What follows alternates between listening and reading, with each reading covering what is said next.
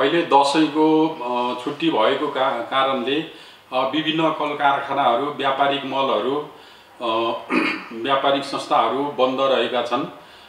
भने मौसममा पनि अब केही चिसो भएको हुनाले तराईको लोड पनि कम हुन आएको छ र अहिले नेपालभित्रकै उत्पादनबाट अनि हामीलाई विद्युतको आपूर्ति पुगिरहेको छ भने भारतबाट हामीले आयात गर्नु परेको अवस्था छैन र अहिले खास गरेर हामी नेपालभित्रै उत्पादन भएको पनि हामी रिजर्भ मार्जिनमा छौं।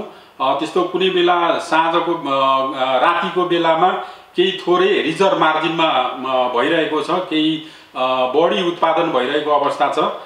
त्यस्तो सिग्निफिकेन्ट धेरै मात्रामा छैन। त्यस्तो खेरै गएको भन्ने छैन, केही समयको लागि थोरै एक आध घण्टा केही खेर गएको अवस्था छ, तर थ्रु आउट द पिरियड चाहिँ त्यसरी खेर गएको अवस्था छैन। केही समयको लागि 150-200 मेगावाटसम्म गएको अवस्था छ।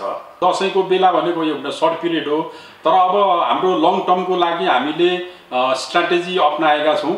यो विद्युतको चाहिँ हामीले आफ्नी डोमेस्टिक खपत नै बढाउनु पर्छ। हामीले खास गरेर उद्योग धन्दाहरूमा चाहिँ विद्युत चाहिँ पुर्याउनु पर्छ र अब विद्युतीकरणलाई विस्तार गर्नुपर्छ। सिँचाइमा पनि हामीले चाहिँ विद्युत पुर्याउन सक्यौं भनेदेखि त्यहाँ ठूलो मात्रामा चाहिँ विद्युत खपत हुन्छ र अर्को हाम्रो कृषिको उत्पादन पनि बढ्छ र यो अब हाम्रो लक्ष्य भनेको सिँचाइमा पनि अब चाहिँ विद्युत पुर्याउने हाम्रो लक्ष्य छ। त्यसै गरी यो सवारी यातायातको लागि पनि हामीले विद्युत चाहिँ उपलब्ध गराउँदैछौं।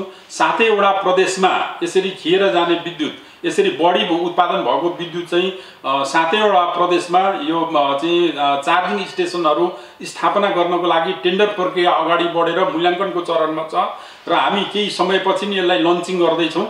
यो भएपछि विद्युतको चाहिँ खपत यसरी स्पिल हुने छैन र हाम्रो हामीले आफै नै खपत गर्न सक्छौं। र कुकिङको लागि पनि हामीले जस्तो कुकिङको लागि पनि यो विद्युतलाई चाहिँ प्रयोग गर्न सकिन्छ।